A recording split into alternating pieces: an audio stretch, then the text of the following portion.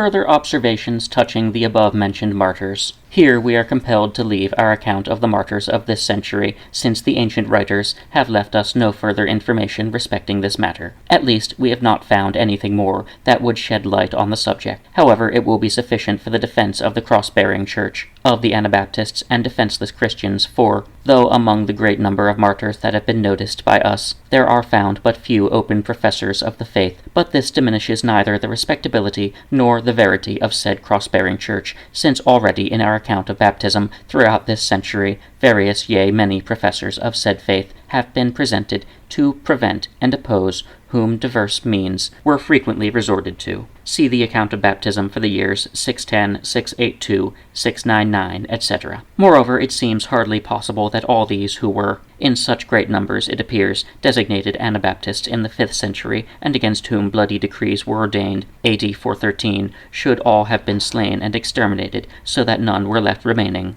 This, we say, seems hardly possible, since even in the severest persecutions, the persecuted, especially if their number is great, cannot be spied out so closely as to make it impossible for any to escape, or that not one or the other will be able to conceal himself. This being the case, those remaining, for it can scarcely be otherwise, allowed the living faith which was in them to manifest and work out its power in order to implant in the people of that age, but especially in their children and descendants, the belief and doctrine which they themselves professed, and for the sake of which they had imperiled their lives, escaping death, however, through the grace of God. It certainly appears that in the following 6th century there were again people of such belief and doctrine, and not only that, but such as to honor Christ their Savior, did not hesitate as true martyrs to pour out their blood like water. Concerning this, both with respect to the confession and the martyrdom, our observations on the 6th century may be referred. It is a matter of surprise, then, that we hold it for certain that the 7th century also was not destitute of persons who, having professed a good confession of faith,